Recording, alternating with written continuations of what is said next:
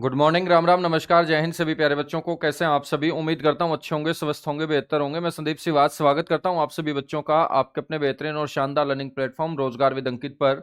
जितने भी बच्चे आज के सेशन में मेरे साथ लाइव जुड़ते जा रहे हैं, एक बार फटाफट मेरे को बता दीजिएगा, ऑडियो वीडियो एकदम परफेक्ट है, क्लियर है, ओके है, सब कुछ एकदम ओके है। तो जय हरियाणा, जय हरियाणवी नारे के साथ मां सरस्वती के आशीर्वाद से मेरे बच्चों स्टार्ट करते हैं आज की अपनी ये दाकड़ क्लास, जहां पर मैं आप लोगों को हरियाणा के दक्षिण अपवा तंत्र की बची हुई नदियां और उनके ऊपर बने हुए जो बांध है वो पढ़ाने वाला हूं। एक बार सारे के सारे बच्चे जितने भी जुड़ते जा रहे हैं, एक बार राम राम, नमस्कार, जय हिंद कर लीजिएगा। हर्ष, महिला, सीमा, सुमित कुमार, मोनिका, हर्षिल, अजय, पूजा यादव, विकास, कुलदीप, नवीन कुमार, दीपक, प्रीतम, कोमल, पारुल, प्रीति, बहुत बढ़िया भाई। जितने भी बच्चे जुड़ते जा रहे हैं सभी को राम राम, नमस्कार। संगीता, पंकज, ऋचा, तन्नू, नीलम, योगिता सिंह, विक्की, सीमा, बबीता। और मेरे बच्चों आपको बता देता हूं कि 2 दिन जो है वो भावना मैम की साइंस की क्लास नहीं होगी, ठीक है? तो कोई इमरजेंसी के चलते 2 दिन आपकी क्लास नहीं होगी। उसके बाद मेरे बच्चों भावना मैम की जो क्लास है वो रेगुलर आप लोगों को मिलती रहेगी। बड़े शानदार टीचर हैं भावना मैम, और बहुत ज़बरदस्त साइंस जो है वो सिखाती हैं, पढ़ाती हैं, ठीक है। और मेरे को तो भावना मैम के साथ ऑफलाइन पढ़ाने का भी मेरे बच्चों अनुभव है ना? तो मैंने और मैडम ने बिल्कुल साथ ऑफलाइन क्लासेस में भी पढ़ाया है। चलेगा, स्टार्ट करते हैं फिर। Good morning, good morning, good morning, good morning. हम दक्षिण अपवा तंत्र में 2 नदियां पढ़ चुके थे, है ना बच्चों? एक साहिबी नदी मैंने आपको बताया था और एक इंदौरी नदी पढ़ाया था। साहिबी नदी का कई बार एक और नाम पूछ लिया जाता है कि भाई साहिबी नदी को अन्य किस नाम से पुकारा जाता है। तो साहिबी नदी का एक नाम तो हमने क्या पढ़ा था बच्चों? साबी नदी भी इसको बोला था, ठीक है। एक नाम और इसको बोलते हैं जगदाद्री। एक क्वेश्चन और यहां से हमारा बन जाएगा। कोई आपसे पूछ ले कि साहिबी नदी को और किस नाम से जानते हैं, तो ध्यान रखेंगे इसे जगदाद्री नदी भी कहा जाता है।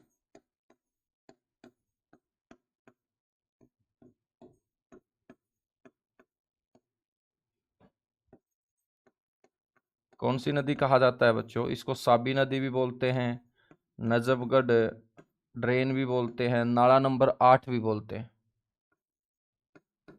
और एक नाम और याद रखेंगे, इसे जगदाद्री नदी भी कहा जाता है। इंदौरी नदी के बाद अगली जो हमारी नदी होगी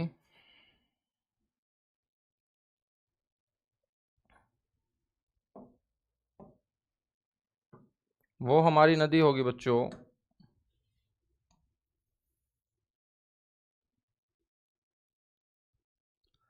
कृष्णावती।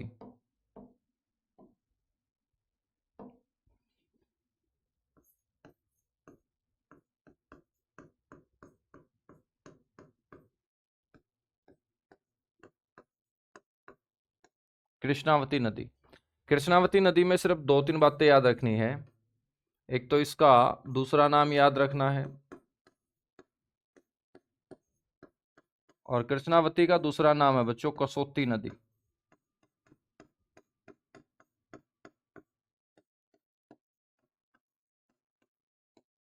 ठीक है। हम बात करें इसका उद्गम कहां से होता है, तो इस नदी के उद्गम को लेकर 2 बातें हैं। एक तो ये बताया जाता है कि ये नदी जो निकल के आती है वो राजस्थान के नीम का थाना क्षेत्र से निकल के आती है।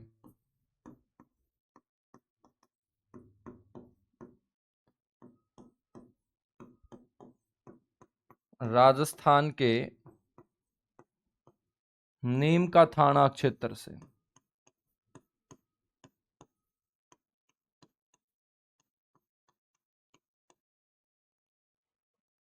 या मेरे बच्चों बोला जाता है राजस्थान की ही एक झील है राजसमंद, और राजसमंद झील के पास जो पहाड़ियां हैं उनको बोलते हैं राजसमंद पहाड़ियां। राजस्थान का ये जिला है राजसमंद, और राजसमंद के अंदर आपने झील भी पड़ी होगी। जो राजस्थान की मीठे पानी की झील है वो राजसमंद झील ही है। राजस्थान पहाड़ियों के बीचों बीच ये झील है, और उन्हीं पहाड़ियों से वर्षा के समय एक जलधारा जो हरियाणा की तरफ बह के आया करती थी, उसी को हम कृष्णावती या कसौती नदी के नाम से जानते हैं। तो इसका उद्गम एक तो याद रखना है, ऑप्शन में यदि नीम का थाना क्षेत्र दे रखा है तो नीम का थाना बोलेंगे, राजसमंद पहाड़ियां दे रखा है तो राजसमंद पहाड़ियां बोलेंगे, ठीक है। तो इन पहाड़ियों से इसका क्या होता है बच्चों, उद्गम होता है। इन पहाड़ियों से इसका उद्गम होता है, ठीक है। उसके बाद हम बात करें तो ये हरियाणा के महेंद्रगढ़, गुड़गांव, कुछ गांव है बच्चों, सुरेटी, छूछकवास,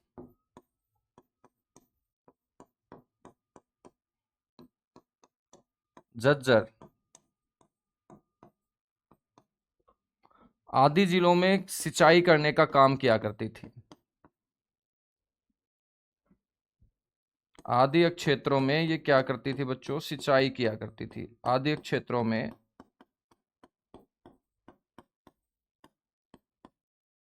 सिंचाई किया करती थी।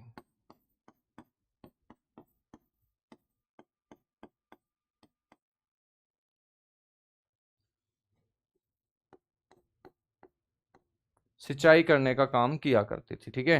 तो डायरेक्ट आपसे क्वेश्चन ऐसे ही पूछेगा कि नीमराणा, सुरेटी, छुच्छकवास, महेंद्रगढ़, गुड़गांव, झज्जर जिलों के अंदर सिंचाई करने का काम प्राचीन समय में कौन सी नदी किया करती थी, तो आप बोलेंगे कृष्णावती नदी किया करती थी। और ये कृष्णावती नदी जो है वो किसकी सहायक होगी बच्चों, वो साहिबी नदी की सहायक होगी। तो यह जो नदी है बच्चों वो कौन सी नदी की सहायक नदी कहलाएगी, साहिबी नदी की सहायक कहलाएगी।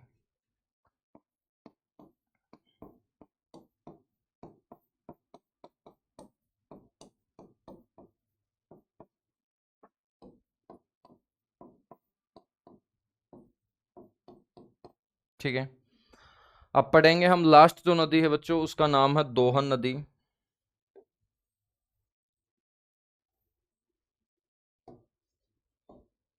इसको बोलेंगे दोहन या दूहन।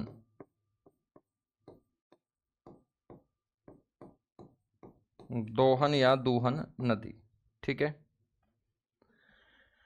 दोहन या दूहन नाम की नदी जो है बच्चों, यदि आपसे पूछे कि इसका उद्गम कहाँ से होता था, तो ये छोटी सी नदियां हैं, कोई ज्यादा लंबी नदी नहीं है कि इसको मैं बोर्ड के ऊपर बहा के आपको दिखाऊं। और आज के समय ये बहती भी नहीं है, ये बरसाती नाले हैं बच्चों।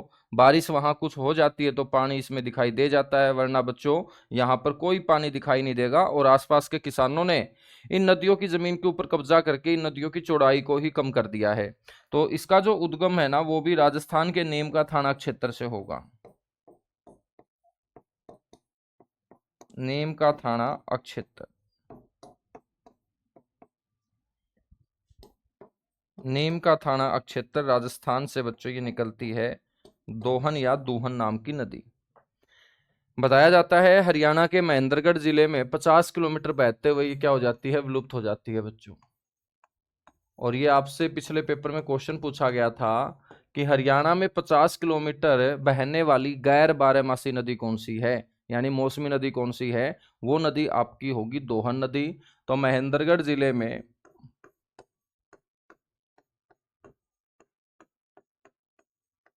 50 किलोमीटर बहने के बाद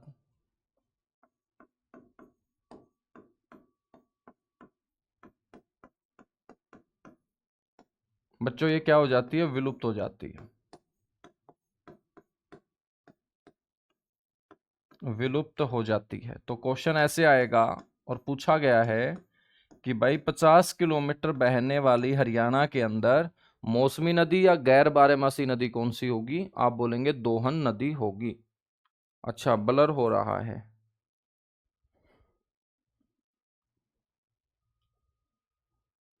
अच्छा, फोकस पे कोई ना कोई, एक सेकंड रुकिएगा भाई।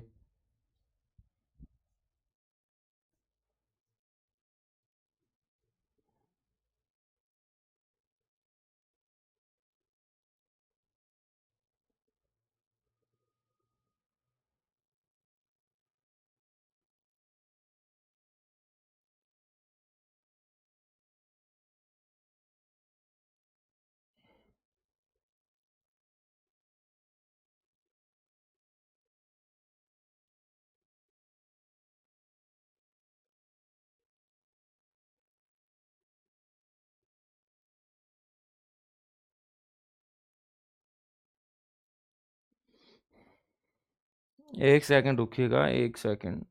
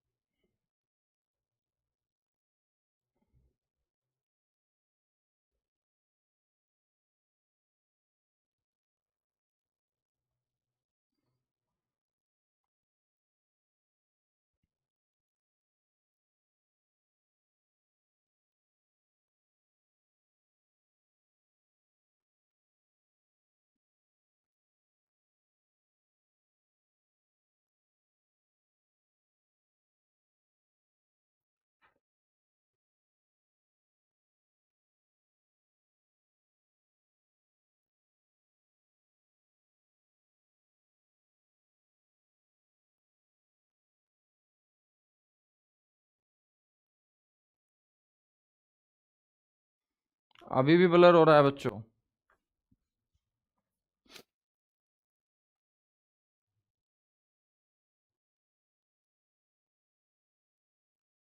अब तो नहीं हो रहा है ना शायद? हाँ, फिर होने लग गया है। धुंधला धुंधला दिखा है गुरुजी। अच्छा, धुंधला धुंधला दिखा है। चलेगा, अभी तो मेरे बच्चों थोड़ा सा तुम काम चलाओ, ठीक है? क्योंकि क्लास के बाद फिर कैमरा की जो सेटिंग है वो चेक करवाता हूँ कि धुंधला धुंधला क्यों दिखता है, ब्लर क्यों हो रहा है। मेरे ख्याल से फोकस का मामला है ना?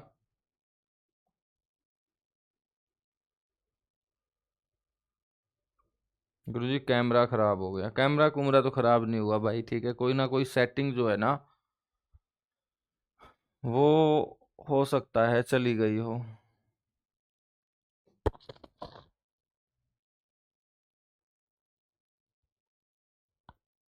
चलेगा, एक बार आज आज काम चलाओ तुम। आवाज तो तुम्हें सुनाई दे ही रही है। आवाज तो तुम्हें मेरे बच्चों सुनाई दे ही रही है ना?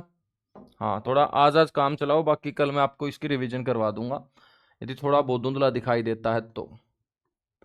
हम बात करेंगे बच्चों कि ये जो 50 किलोमीटर बहने वाली नदी है, ये भी पहले अपना पानी किस में गिराया करती थी? पहले 50 किलोमीटर थोड़ी बहती थी, पहले ये अपना पानी साहिबी नदी के अंदर गिराने का काम किया करती थी। महेंद्रगढ़ जिले में बहने वाली एक महत्वपूर्ण नदी है दोहन या दूहन। लेकिन मैं बात करूं प्राचीन ग्रंथों और पुराणों की, तो आपको ध्यान रखना है प्राचीन ग्रंथों के आधार पर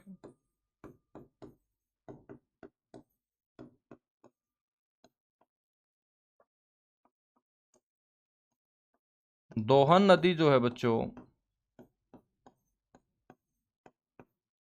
इस नदी का जो उद्गम बताया गया है वो कहां से बताया गया है? ग्रंथ और पुराण जो बताते हैं ना इस नदी का उद्गम, वो क्या बताते हैं? भृगु नाम का एक ऋषि हुआ है, और भृगु नाम के ऋषि की पत्नी का नाम था बच्चों पोलिमा। भृगु ऋषि की पत्नी थी पोलिमा, और पोलिमा के आंखों से एक बार आंसू निकले थे। तो पोलिमा की आंखों से निकलने वाले आंसुओं से एक नदी निकल आई थी बच्चों, और उस नदी को दोहन नदी कहा जाता है। तो आपसे पूछ ले कि बताइएगा प्राचीन ग्रंथों के आधार पर इस नदी का उद्गम किस ऋषि की पत्नी की आंखों से निकलने वाले आंसुओं से बताया गया है? तो आप क्या बोलेंगे? आप बोलेंगे भृगु ऋषि की पत्नी पोलिमा के नेत्रों से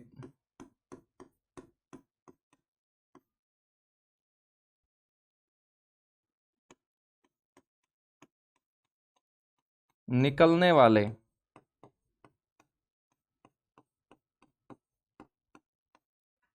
आंसुओं से बच्चों।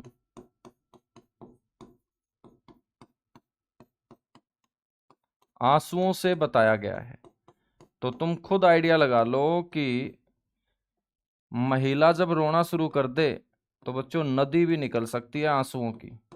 और ग्रंथ और पुराण भी बताते हैं कि भृगु ऋषि की पत्नी पोलिमा एक बार इतनी रोई थी कि उनकी आंखों से निकलने वाले आंसुओं से बच्चों एक नदी निकल आई थी, और उसी नदी को हम क्या बोलते हैं? दोहन नदी बोलते हैं।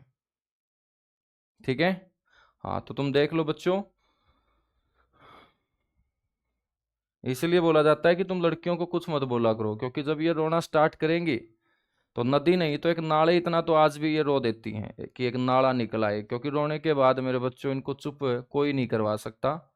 प्राचीन ग्रंथों के आधार पर दोहन नदी का उद्गम जरूर याद रखना है। भृगु ऋषि हैं कौन, इनकी पहचान करवा दूं तो च्यवन नाम का ऋषि आप लोगों ने सुना होगा ना।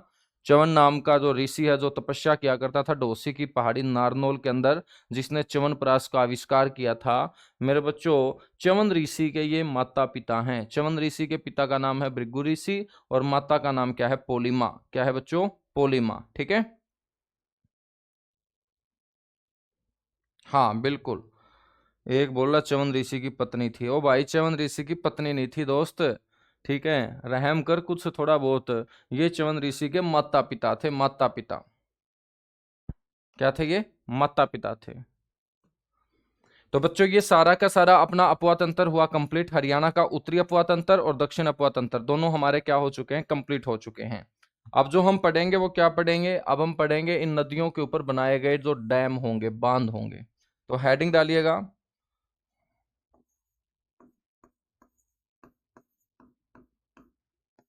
नदियों पर बनाए गए बांध।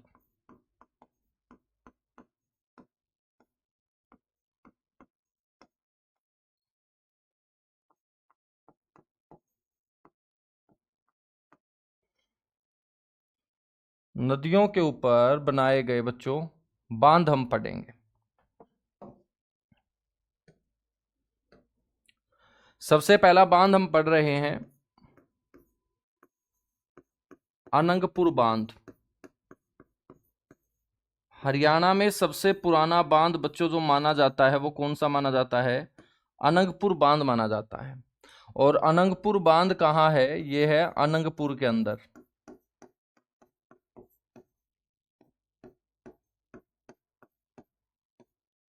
अनंगपुर गांव, और अनंगपुर गांव कहाँ है बच्चों, फरीदाबाद में। ठीक है, ये अनंगपुर जो गांव है फरीदाबाद का, ये तोमर शासकों की पहली राजधानी रहा है बच्चों।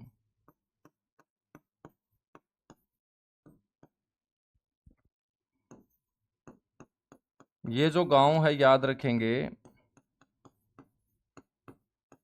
ये तोमर शासकों की पहली राजधानी रहा है।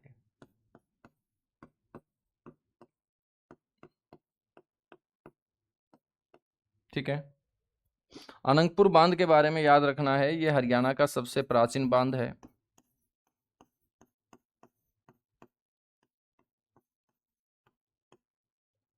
हरियाणा का सबसे पुराना बांध है बच्चों।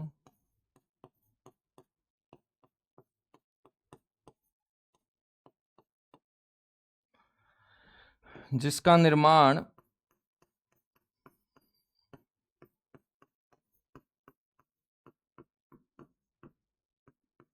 8वीं सदी के अंदर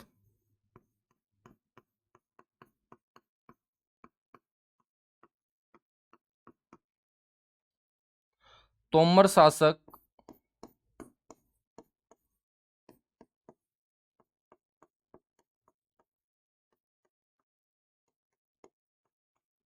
अनंगपाल प्रथम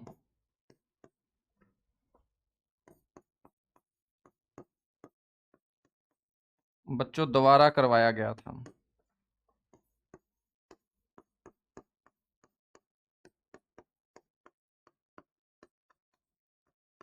करवाया गया था। ठीक है, बांध का मतलब क्या होता है, जिसे हम इंग्लिश में डैम बोलते हैं। बांध का मतलब होता है बांधना। और बांधेंगे किसको, पानी को। पानी को स्टोर करके जिस स्थान पे रखा जाता है वो स्टोर किया गया पानी का क्षेत्र ही आपका क्या कहलाएगा, डैम कहलाएगा, बांध कहलाएगा। यदि उस क्षेत्र में बच्चों बहुत सारे गेट हैं तो उसे हम बैराज बोल देंगे। बांध और बैराज में इतना सा अंतर होता है कि बैराज के गेट ज्यादा होते हैं, बैराज टूटते नहीं है। बांध के गेट ज्यादा नहीं होते, वहां पानी का आदान प्रदान नहीं होता है। बैराज में आदान प्रदान होता है, बैराज के गेट ज्यादा होते हैं। जब बैराज में पानी ज्यादा होगा तो हम बैराज को टूटने नहीं देंगे, गेट उठा के वापिस मेरे बच्चों वो पानी नदियों के अंदर छोड़ देंगे। तो बांध और बैराज दोनों एक जैसे होते हैं, बस अंतर इतना है कि बांध के गेट नहीं ज्यादा होते, बैराज के गेट ज्यादा होते हैं। बैराज से नदी के अंदर पानी का आदान प्रदान चलता है और बांध के अंदर मेरे बच्चों आदान प्रदान नहीं चलता है। ठीक है, बांध बनाए क्यों जाते हैं? आदमी अपनी जरूरत के हिसाब से बांध का निर्माण करता है। बांध बनाए जाने के पीछे बहुत सारे उद्देश्य हो सकते हैं एक व्यक्ति के। यदि उन उद्देश्यों का मैं जिक्र करूं तो बिजली पैदा करने के लिए बांध बनाए जाते हैं बच्चों, पीने का पानी उपलब्ध करवाए जाने के लिए बांध बनाए जाते हैं, खेतों को सींचने के उद्देश्य से बांध बनाए जाते हैं, नदियों के अंदर बाढ़ आने से रोकने के लिए बच्चों बांध बनाए जाते हैं। तो उद्देश्य कुछ भी हो सकता है। बांध बनाए क्यों जाते हैं? वो इसलिए बनाए जाते हैं क्योंकि किसी एक क्षेत्र में जब हम रहते हैं तो वहां 12 के 12 महीने एक जैसा मौसम नहीं रहता, लेकिन आदमी को जीना है तो 12 के 12 महीने जल की आवश्यकता पड़ेगी। और जब मानसून में बच्चों बारिश ज्यादा आती है, ग्लेशियर तेजी से पिघलते हैं गर्मियों में, नदियों के अंदर जल की मात्रा ज्यादा होती है, तो बच्चों उस समय हम नदियों के जल का एक बहुत बड़ा हिस्सा एक जगह स्टोर कर लेते हैं ताकि भविष्य में आने वाली पानी की किल्लत का सामना हमें ना करना पड़े। इसलिए बच्चों बांध या बैराज का निर्माण करवाया जाता है। ठीक है समझ में आई बात?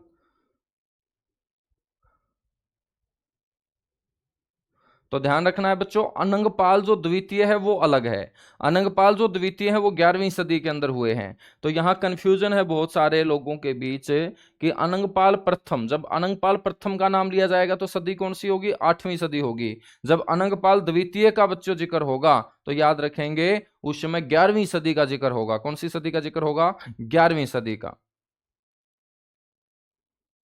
ठीक है ना? हाँ, तो आपको ध्यान रखना है 8वीं सदी, क्योंकि अनंगपाल प्रथम ने इसका निर्माण करवाया था। और अनंगपाल प्रथम ने ही मेरे बच्चों किसकी स्थापना की थी? दिल्ली की स्थापना की थी, डिलिका नाम से। और शासन चलाने के लिए अनंगपुर गांव को बच्चों क्या बनाया था? राजधानी बनाया था। तो ये अनंगपुर गांव जो है अनंगपाल तोमर की क्या थी बच्चों? राजधानी थी। और यहीं पर वर्षा के पानी को इकट्ठा करने के उद्देश्य से,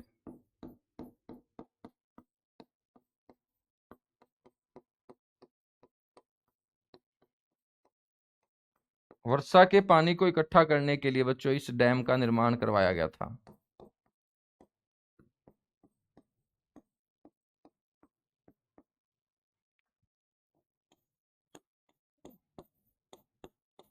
वर्षा के पानी को इकट्ठा करने के लिए इस बांध का निर्माण करवाया गया था। बच्चों हम बात करें तो ये बांध जो है ना, ये हरियाणा में एकमात्र ग्रेविटी बैन, हरियाणा में एकमात्र ग्रेविटी डैम है बच्चों। ये हरियाणा के अंदर एकमात्र कैसा डैम होगा? ग्रेविटी,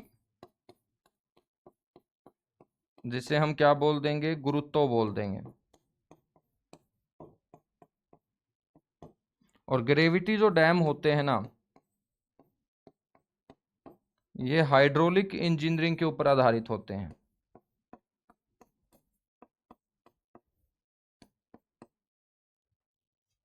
तो ये कौन सी इंजीनियरिंग के ऊपर आधारित डैम है? हाइड्रोलिक इंजीनियरिंग के ऊपर आधारित है।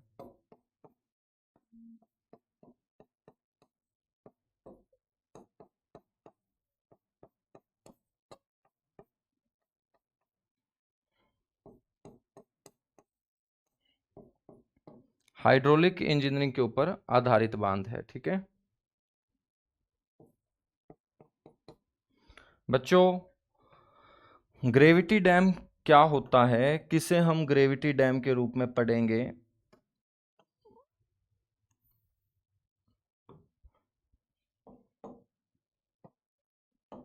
देखिएगा, मान के चलिएगा यहां पर हमने पानी जो है बड़ी मात्रा में स्टोर कर रखा है। पानी को बड़ी मात्रा में गहराई में जब हम स्टोर करते जाएंगे, ठीक है, तो गहराई में जाता हुआ ये डैम जो है बच्चों, ये हम मान लेते हैं बांध की दीवार। ये क्या मान लेते हैं? जहां पर पानी स्टोर हमने कर रखा है ये उसकी दीवार है। और बच्चों ये उस डैम का क्या हो जाएगा? बेस हो जाएगा। ठीक है, क्या हो जाएगा? बेस हो जाएगा। जब यहाँ पर गहराई के अंदर हमने पानी को स्टोर कर रखा है तो गहराई में ये पानी क्या करेगा बच्चों? इस दीवार के ऊपर क्या लगाएगा? फोर्स अप्लाई करेगा, बल लगाएगा, और इस दीवार को तोड़ने की कोशिश करेगा। लेकिन ये दीवार तोड़ी नहीं जा सकती क्योंकि इसको स्लोप के आधार पर नीचे उतार दिया गया है। जब स्लोप के आधार पर नीचे उतार दिया गया है तो ये एक ऐसा क्षेत्र बन चुका है जिसकी बाहरी दीवारें आपको किस आकृति की नजर आएंगी? ट्रायंगुलर शेप में नजर आएंगी, यानी कि त्रिभुजाकार आकृति में आपको बाहर की दीवारें दिखाई देंगी। और त्रिभुजाकार आकृति में जिस बांध की दीवारें आपको दिखाई दे जाएं, उन्हीं डैम को हम क्या बोलेंगे? ग्रेविटी डैम बोलेंगे। जो बच्चों क्या होते हैं? अधिक गहराई वाले बांध होते हैं। और जब गहराई ज्यादा होगी तो सीधी सी बात है, पानी क्या लगाएगा? अपने आप को आजाद कराने के लिए दीवार को तोड़ने की कोशिश करेगा, दीवार के ऊपर बल लगाएगा, लेकिन दीवार का कुछ बिगड़ नहीं पाएगा, क्योंकि दीवार को हमने एक स्लोप के आधार पे नीचे उतार दिया है। और बाहर से बच्चों दीवार जो है ना, वो कैसी शेप में नजर आएगी? ट्रायंगुलर शेप में, त्रिभुजाकार आकृति में।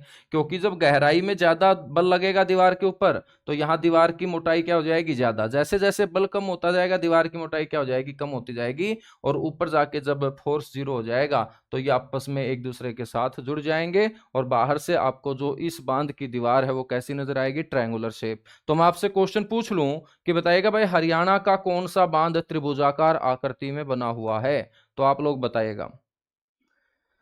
सुमिता बोल रहा है कौन सी नदी के ऊपर बना हुआ है बांध? अरे साहब बता दो। भाई साहब, मैंने जब लिख ही नहीं रखा है तो इसका मतलब किसी नदी के ऊपर नहीं है। यहां मैंने क्या लिख रखा है? पानी, वर्षा के पानी को इकट्ठा करने के लिए, वर्षा के पानी को इकट्ठा करने के लिए। ठीक है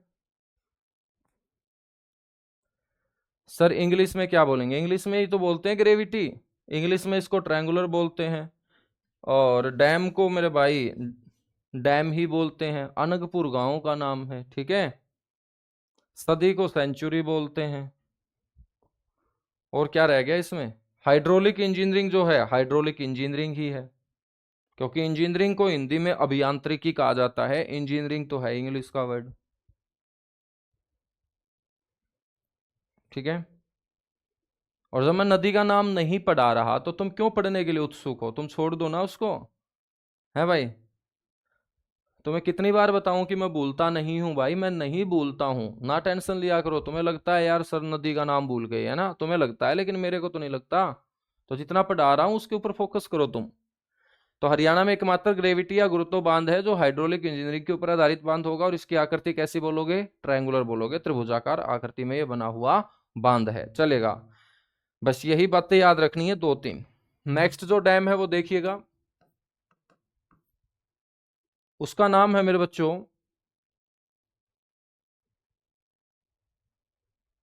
मैं एक सिविल इंजीनियर हूं, मुझे सब काम आता है, ये बहुत अच्छी बात है भाई। लेकिन देश का दुर्भाग्य है कि एक अच्छा सिविल इंजीनियर भी यहाँ ग्रुप सी की तैयारी कर रहा है। ठीक है, तो ये देश का दुर्भाग्य है, बच्चों का दुर्भाग्य नहीं है। क्योंकि यदि इंजीनियरिंग की वैल्यू नहीं समझेगी सरकार, तो फिर कैसे काम होगा?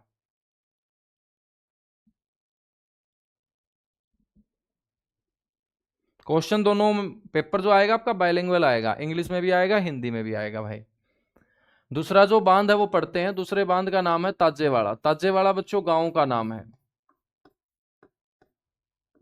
अनंगपुर भी गांव का नाम था, ताजेवाड़ा भी गांव का नाम है।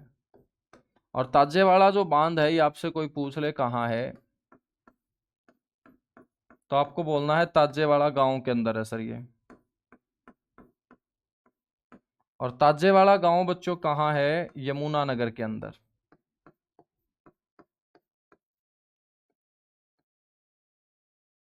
यमुनानगर के अंदर, ठीक है ना। और इस गांव को हम बोलते हैं क्या? इस गांव को हिडन पैराडाइज ऑफ हरियाणा कहा जाता है। हिडन पैराडाइज ऑफ हरियाणा मतलब छिपा हुआ स्वर्ग।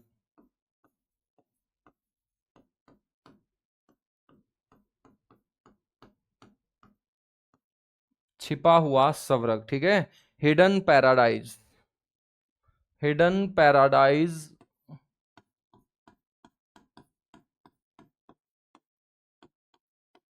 तो कौन से गांव को हिडन पैराडाइज कहा जाता है हरियाणा में? आप बोलेंगे ताजेवाड़ा गांव को छिपा हुआ स्वर्ग कहा जाता है। ताजेवाड़ा जो बांध है मेरे बच्चों,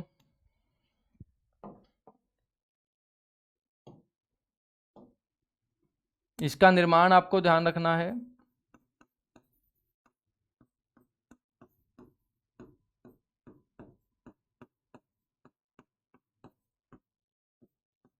बांध का जो निर्माण किया गया था वो 1973,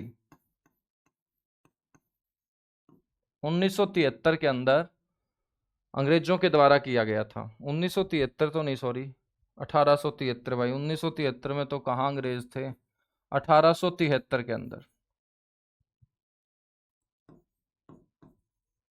तो 1873 के अंदर अंग्रेजों के द्वारा इसका निर्माण बच्चों करवाया गया था।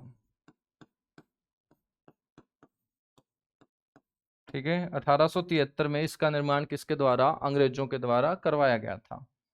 कौन सी नदी के ऊपर बना हुआ है ये बांध, यमुना नदी के ऊपर इसे बनाया गया था। क्योंकि यमुनानगर के अंदर कौन सी नदी है महत्वपूर्ण, यमुना नदी ही है। तो यमुना नदी के ऊपर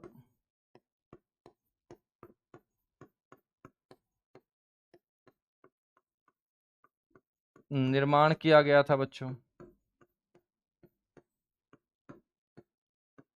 ठीक है, इसका जो निर्माण किया गया था वो सिंचाई के उद्देश्य से किया गया था।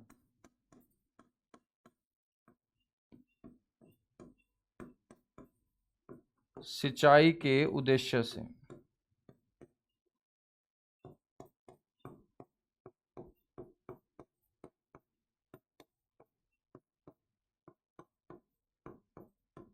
तो उद्देश्य भी पूछा जा सकता है, क्योंकि इसी बांध से बच्चों आगे चल के 6 साल के बाद 1879 के अंदर दो नहरें अंग्रेजों के द्वारा निकाली जाएंगी, जिसमें एक को हम बोलेंगे ईस्टर्न यमुना कैनाल और एक को बोलेंगे वेस्टर्न यमुना कैनाल। तो सिंचाई के उद्देश्य से, ठीक है।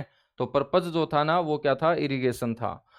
तो ध्यान रखेंगे, इस बांध को बनाए जाने के पीछे जो पर्पज था वो इरिगेशन था और सिंचाई के उद्देश्य से ही इसे बनाया गया था।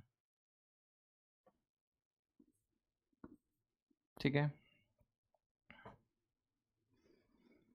बच्चों, 1970 के आसपास जब बंसीलाल हरियाणा के मुख्यमंत्री हुआ करते थे,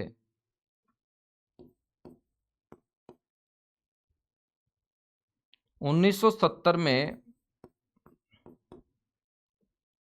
हरियाणा सरकार ने इसको बदलने की योजना बनाई थी बच्चों।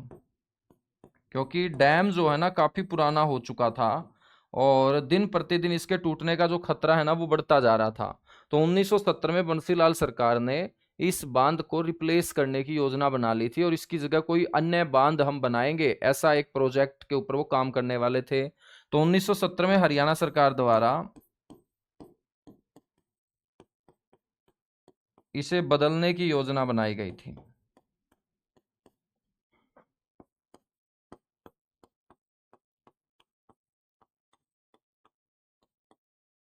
बदलने की योजना बनाई गई थी बच्चों, ठीक है। लेकिन योजना योजना बनाई, हिमाचल प्रदेश सरकार ने मेरे बच्चों मना कर दिया था। ठीक है, हिमाचल प्रदेश सरकार ने बोल दिया था कि अभी हम बॉर्डर के साथ लगते एक क्षेत्र में कंस्ट्रक्शन का काम नहीं होने देंगे, क्योंकि बॉर्डर के ऊपर कोई भी चीज बनती है ना तो दोनों राज्यों की सहमति होना बड़ा जरूरी होता है। ठीक है, तो इसलिए मेरे बच्चों 1970 में सरकार ने, जब बंसीलाल हरियाणा के मुख्यमंत्री थे, तो इस बांध की स्थिति को देखते हुए इसको बदलने की योजना बनाई। लेकिन सरकार की वो मंशा पूरी नहीं हो पाई, हिमाचल प्रदेश सरकार ने क्या कर दिया था, मना कर दिया था। तो ये ताजेवाड़ा बांध आपको ध्यान रखना है, सिर्फ 4-5 पॉइंट इंपॉर्टेंट हैं। उसके बाद हम बात करते हैं नेक्स्ट जो होगा वो होगा हथनी कुंड बैराज।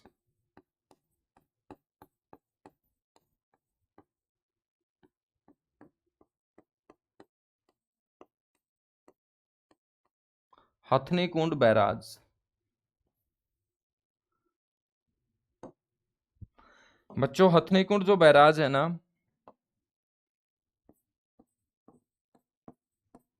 ये यमुनानगर जिले में यमुना नदी के ऊपर ही बनाया गया है।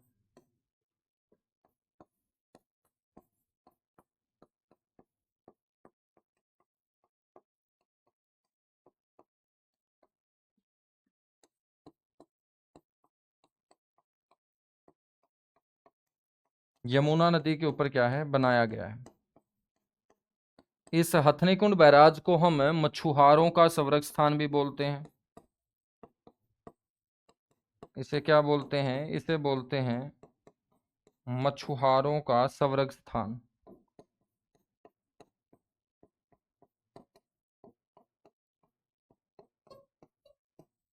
तो याद रखेंगे कौन सा बैराज मछुआरों का संरक्षण स्थान कहलाता है।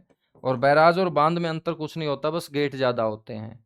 और ये हथनीकुंड बैराज बच्चों इस ताजेवाड़ा बांध के बिल्कुल पास बनाया गया है। तो जो ताजेवाड़ा बांध बदलने की योजना 1970 में सरकार ने बनाई थी, आगे चल के मेरे बच्चों इस प्रोजेक्ट को मंजूरी मिली और इस ताजेवाड़ा बांध को बदल दिया गया और बदलकर वहां एक बैराज बना दिया गया। उसी को हम क्या बोलते हैं?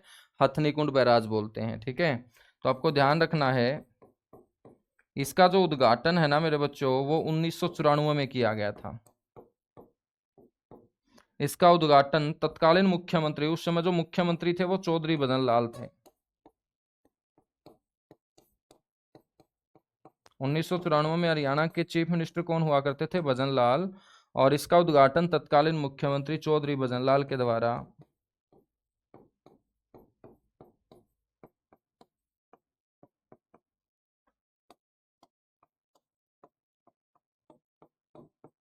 वर्ष 1994 में बच्चों किया गया था।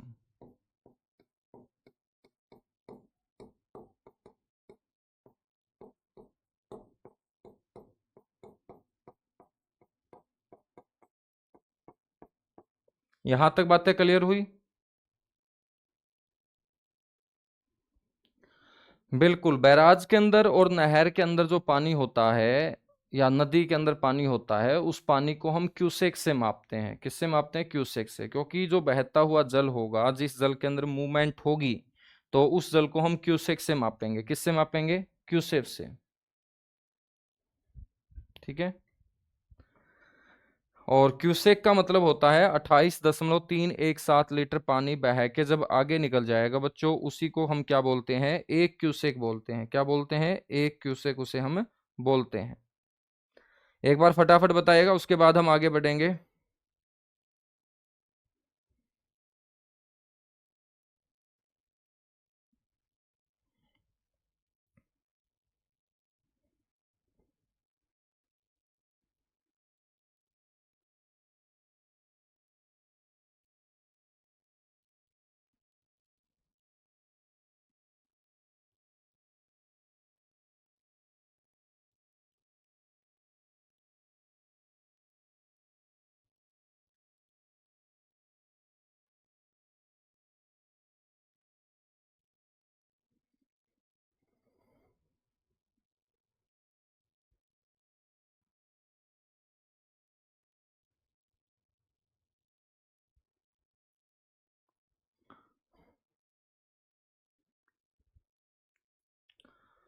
बहुत जबरदस्त गर्मी मेरे बच्चों, है ना? मनदीप शिव दयाल बोल रहा है 1994 में गुरुजी बनना शुरू हुआ था, 1999 में बाकी तैयार हुआ था। बहुत बढ़िया भाई, मतलब सारी बातें तुम्हें पता है, मैं तो वैसे ही पढ़ा रहा हूँ, है ना?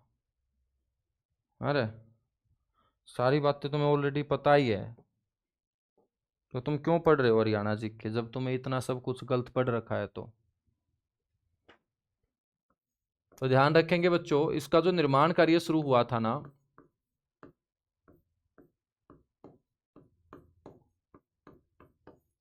इसका निर्माण कार्य जो शुरू हुआ था वो बंसीलाल सरकार में शुरू हुआ था। और वो निर्माण कार्य शुरू हुआ था अक्टूबर का महीना था, 1996 का साल था।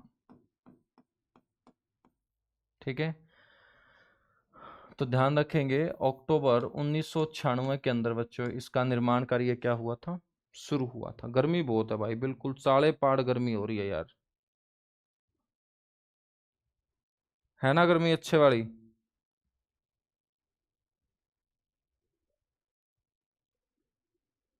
सर कैमरा फोकस नहीं कर रहा, कैमरा जब आज इश्यू आया हुआ है दोस्त कैमरे में, इस शायद इसको भी गर्मी मार गई है बच्चों। ठीक है, तो इसको भी मैं नहला के लेके आऊंगा ना किसी वाटर पार्क में, इसको भी लेके जाता हूँ आज। तो इसका निर्माण कार्य बच्चों जो पूरा हुआ था,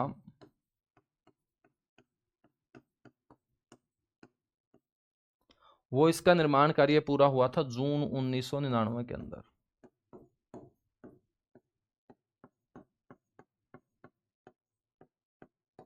इसका निर्माण कार्य कब पूरा हुआ था?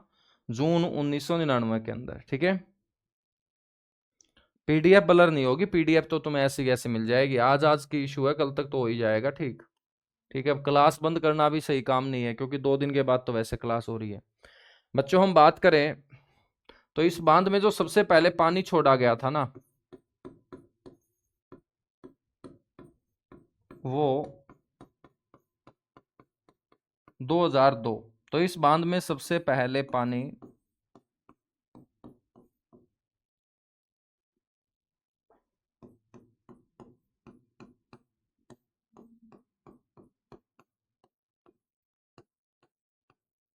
वर्ष 2002 में छोड़ा गया था।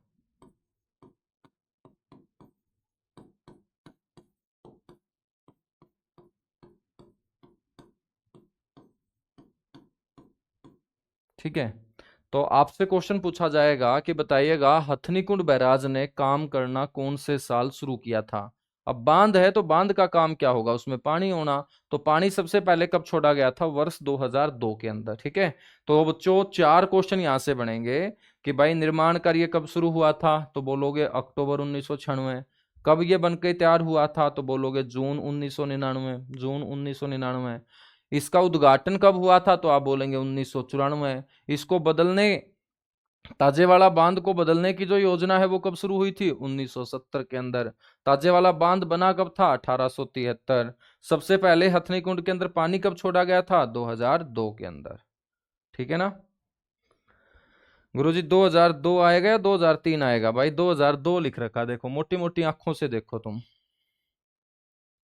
मोटी मोटी आंखों से देखो तुम, क्या लिख रखा है मैंने? 2 लिख रखा है, 3 नहीं लिख रखा।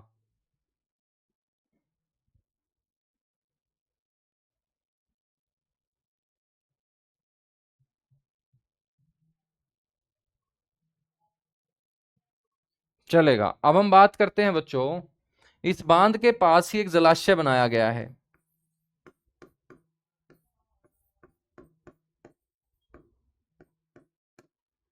इस बांध के पास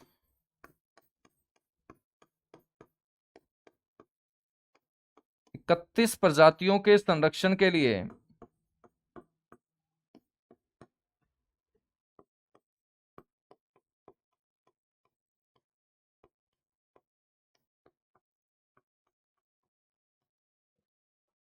एक जलाशय भी बनाया गया है। बच्चों जलाशय का मतलब होता है एक तरीके से झील ही बोल दो तुम। ठीक है, एक जलाशय भी 31 प्रकार की प्रजातियों को संरक्षण देने के लिए बनाया गया है। बच्चों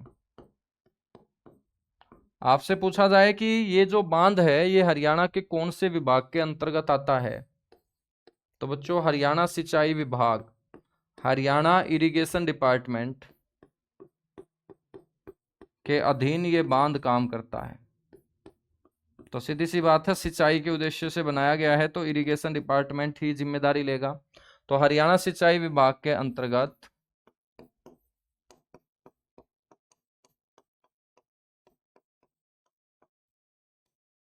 यह बांध बच्चों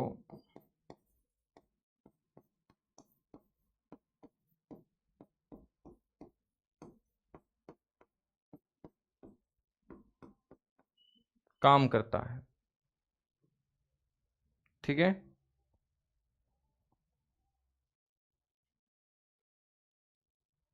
सबसे पहले ग्राम पंचायत के चुनाव किसके सरकार में हुए थे जी? भाई भजनलाल की टेम हुए थे। ठीक है, हाँ। और पंचायत वाले क्वेश्चन क्यों पूछ रहा है? जब नदी की बात कर रहा है तो नदी में धक्का देने का मन कर रहा है मेरा तेरे को। जब मैं पढ़ा रहा हूं तुम्हें नदियां, तो पंचायत चुनाव क्यों कर रहा है? तू क्वेश्चन पूछ रहा है क्या बस मेरे से, या इम्तिहान ले रहा है? अरे, तो जब तेरे को बोला है कि भाई नदी चल रही है तो नदी से संबंधित क्वेश्चन पूछ तू। मतलब तुम लोगों ने बैच पढ़ने के लिए लिया है या तुमने मेरा इम्तिहान लेने के लिए लिया है कि भाई पूछते हैं सर से? और जब तेरे दिमाग में चुनाव चल रहे हैं तो इसका मतलब नदी जो है वो तू अगली क्लास में पूछेगा, क्योंकि दिमाग तो एक समय एक ही जगह काम करेगा ना। अगला जो बांध है वो हम पढ़ेंगे, उसका नाम होगा मेरे बच्चों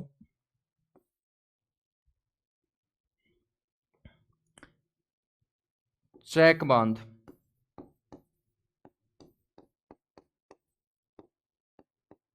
चैक बांध, चैक बांध या पथराला बांध।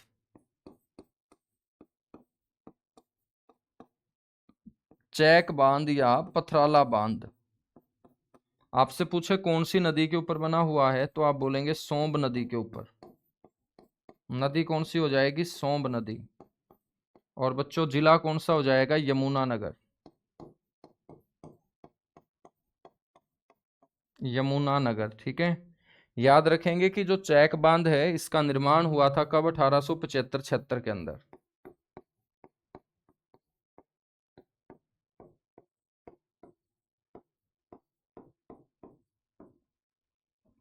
चैक बांध के बाद मेरे भाई याद रखेंगे तीसरा जो बांध है, तीसरे के बाद चौथा जो बांध है उसका नाम है लाल टोपी बांध।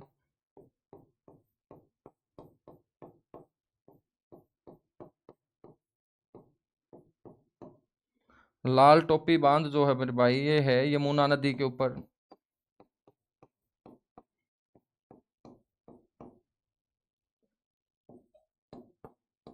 जिला होगा यमुनानगर,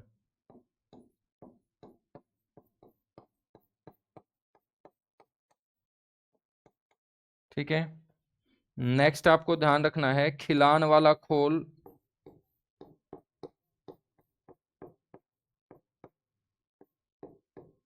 खिलान वाला खोल नदी होगी बच्चों यमुना नदी।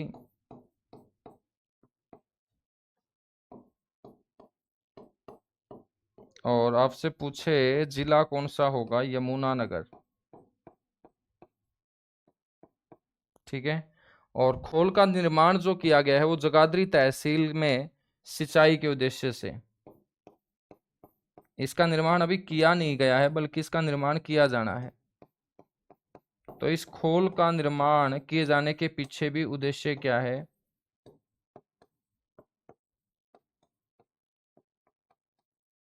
सिंचाई करना। तो सिंचाई उद्देश्य हेतु इसका निर्माण किया गया है बच्चों, ठीक है ना। याद रखेंगे खोल का मतलब भी क्या होता है। हाँ मेरे को पता है भाई, ये जो बच्चे हैं ना ये नई नई किताब खरीद के लेके आते हैं मार्केट में, सामने खोल के क्लास देखते हैं और जो पेज खोल रखा वही मेरे से पूछना शुरू कर देते हैं। लेकिन इन भोले भाले बालकों को मैं बता देता हूँ कि जो किताब तुम्हारे हाथों में आती है मेरे हाथों में बहुत पहले आ चुकी होती है, ठीक है। तो तुम चुपचाप पढ़ते रहा करो। जो भी किताब तुम्हारे पास है, ये जितने भी नोट्स मैं तुम्हारे बनवा रहा हूँ हर किताब तुम्हारे नोट्स से नीचे होगी, ये दावे से बोल सकता हूँ मैं, ठीक है। या मेरे बच्चों जो नौकरी लगा हो ना तुम्हारे गांव के अंदर वो अच्छे से बता देगा। एक बार उस नौकरी लगे आदमी को ये नोट्स तुम पढ़ाना, ठीक है। तो वो बता देगा कि भाई नोट्स की वैल्यू क्या है। हरियाणा के अंदर कोई ऐसी किताब ही नहीं है जिसके अंदर आपको इतनी डिटेल से हरियाणा जी के पढ़ने को मिले, ठीक है। तो बस तुम चुपचाप पढ़ते रहा करो। जितने भी नए बच्चे हैं आप पढ़ते रहो। जिस दिन अपना पूरा होगा ना सिलेबस उस दिन तुम्हारे 2-3 रजिस्टर मेरे बच्चों भर चुके होंगे। और खुद के हाथों से जब तुम 2-3 रजिस्टर लिख दोगे तो कोई भी सब्जेक्ट जो होगा ना वो मुश्किल कभी बनेगा ही नहीं, वो हमेशा आसान ही कहलाएगा। तो तुम अपने हाथों से बच्चों हरियाणा का ग्रंथ लिखने जा रहे हो, ग्रंथ ही बनेगा ये, ठीक है। नोट्स नहीं होंगे, ये ग्रंथ होगा। उसके बाद हम बात करेंगे नेक्स्ट जल बेहरा बैराज।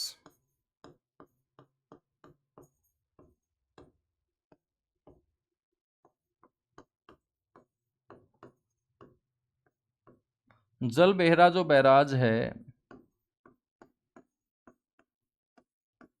ये कौन सी नदी पर? मारकंडा नदी पर। और मारकंडा नदी के ऊपर बच्चों ये कहां पर? कुरुक्षेत्र में, ठीक है, कुरुक्षेत्र जिले के अंदर। बच्चों एक और बांध बनाया जाना है छोटा सा, आदि बद्री बांध।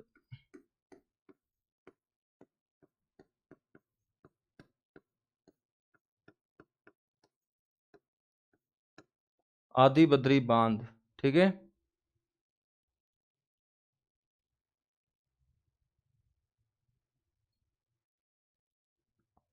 आदि बद्री जो बांध होगा मेरे बच्चे ये आपका सरस्वती नदी के ऊपर, तो सरस्वती नदी की दोबारा से जो खुदाई की जा रही है, उसको ढूंढा जा रहा है, उसी के ऊपर एक बांध जो है बनाए जाने का भी प्रस्ताव है, उसको आदि बद्री बोलेंगे। और आदि बद्री नाम की जगह जहां सरस्वती नदी हरियाणा में प्रवेश कर रही थी, ये कौन से जिले में है गुरुजी? यमुनानगर में। तो आदि बद्री बांध भी यमुनानगर में होगा। इसके बाद मेरे भाई नेक्स्ट जो डैम आपको ध्यान रखना है, वो ध्यान रखना है कौशल्या बांध।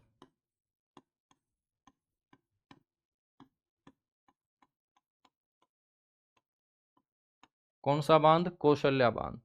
और कौशल्या बांध जो है बच्चों, ये कौशल्या घग्गर नदी के ऊपर है।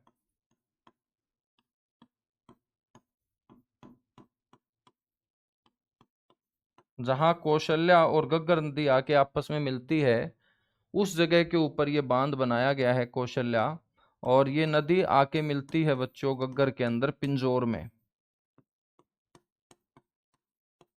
और पिंजौर है पंचकुला जिले का हिस्सा। ठीक है, पिंजौर किसका हिस्सा है? पंचकुला जिले का हिस्सा है। यदि हम बात करें तो ये कौशल्या बांध जो है, इसका निर्माण कार्य कब शुरू हुआ था? भूपेंद्र सिंह हुड्डा के सरकार में बच्चों 2008 में इसका निर्माण कार्य शुरू हुआ था।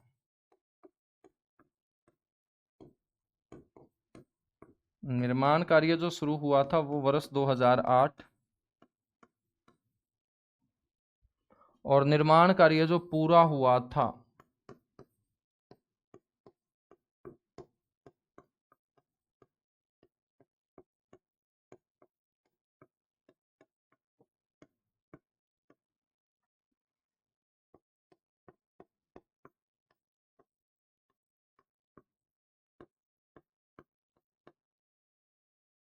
वो बच्चों वर्ष 2012 के अंदर। बनाया क्यों गया था ये? चंडीगढ़ और पंचकुला में पीने का पानी उपलब्ध करवाए जाने के उद्देश्य से।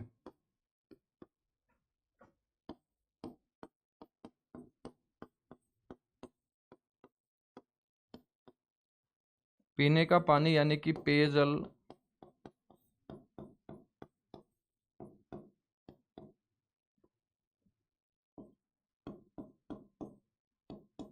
सुविधा हेतु मेरे बच्चों कौशल्या बांध का निर्माण करवाया गया था।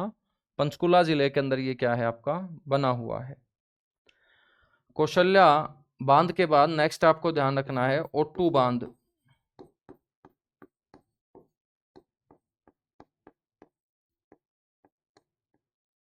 ओटू बांध जो है बच्चों, ये घग्गर हकरा नदी के ऊपर बना हुआ है।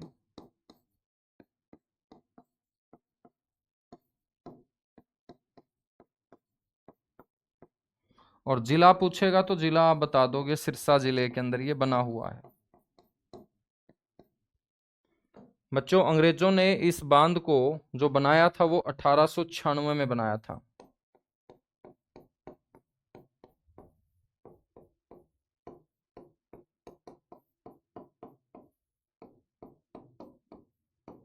अठारह सौ छियानवे के अंदर इस बांध का क्या हुआ था? निर्माण हुआ था। ठीक है। ओट्टू बांध को बच्चों यदि हम बात करें, वीरराज बांध के नाम से भी जाना जाता था। तो लोगों ने इसे क्या बोला है? एक तो वीरराज बांध बोला है। ठीक है। और साथ ही साथ बच्चों इस बांध को दनूर झील के नाम से भी जाना जाता था। कौन सी झील? दनूर झील। तो आपसे कोई पूछ लेना कि दनूर झील कहाँ है, तुम बोलोगे सिरसा में, क्योंकि ओट्टू बांध को ही दनूर झील कहा जाता है। ठीक है ना।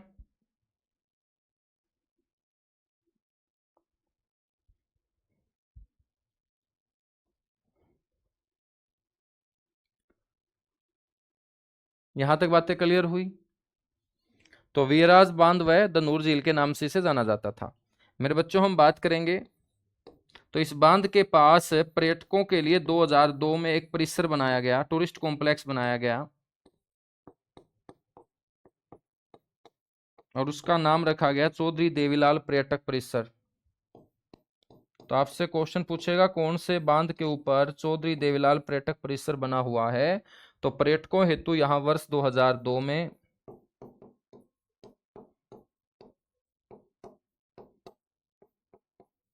चौधरी देवीलाल बच्चों पर्यटक परिसर की क्या की गई थी, स्थापना की गई थी।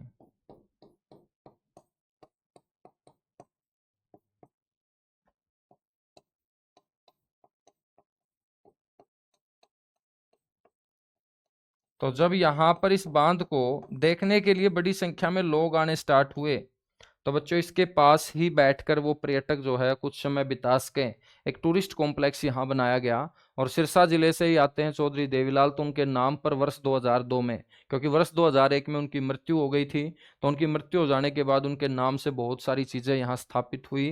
तो बच्चों उनमें 2002 के अंदर उनके नाम पर एक टूरिस्ट कॉम्प्लेक्स जो स्थापित किया गया था, वो ओट्टू गांव के अंदर ओट्टू बांध के ठीक समीप सिरसा जिले के अंदर, जहां से गग्गर हकरा नदी भी गुजरती है, वहां स्थापित किया गया था। यहां तक बातें क्लियर हुई? बिल्कुल क्लियर हुई। चलेगा, ओट्टू बांध के बाद हम पढ़ते हैं नेक्स्ट जो बांध है मेरे भाई, वो कौन सा होगा? वो होगा मसाणी बांध।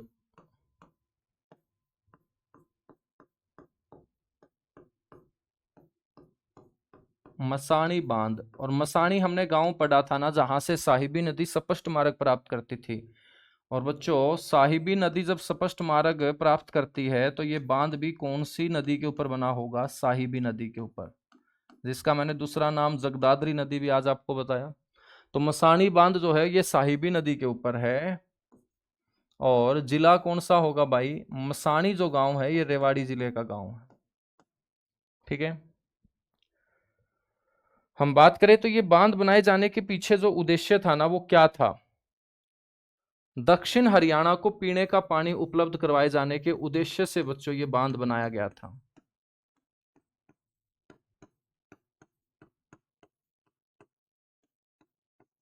दक्षिण हरियाणा को पेयजल सुविधा उपलब्ध करवाए जाने के उद्देश्य से।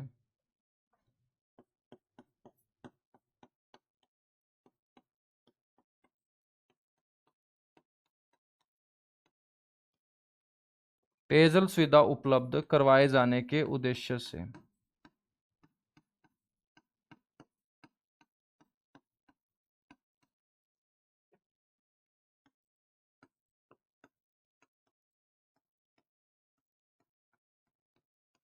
बच्चों क्या है, इसका निर्माण किया गया था।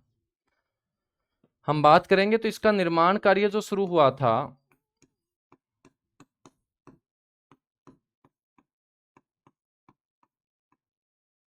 बच्चों वो वर्ष 1979 के अंदर।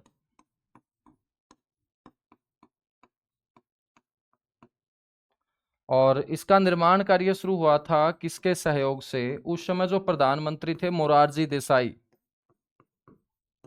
उन्होंने मेरे बच्चों ये चिंता व्यक्त की थी कि भाई दक्षिण हरियाणा जो है ना वो सूखा रहता है, और यदि इसी तरीके से सूखा रहा तो यहाँ पर पीने का पानी भी आगे भविष्य में नहीं होगा, तो भविष्य में पीने के पानी की किल्लत का सामना तो यहाँ के लोगों को ना करना पड़े। तो इसलिए बच्चों तत्कालीन प्रधानमंत्री जो थे ना 1979 के अंदर, मोरारजी देसाई,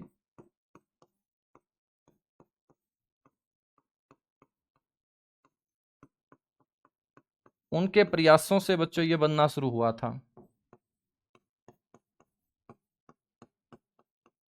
उनके प्रयासों से ये क्या है, बनना शुरू हुआ था। लेकिन बनने में इसको जो टाइम लगा वो लगभग 10 साल लगे बच्चों।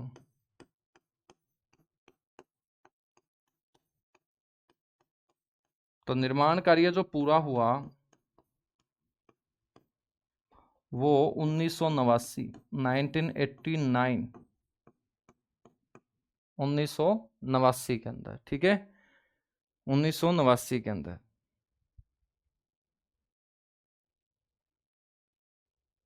यहां तक बातें क्लियर हुई? तो मेरे बच्चों आज के लिए इतना सा ही, बाकी हम मिलेंगे कल की क्लास में।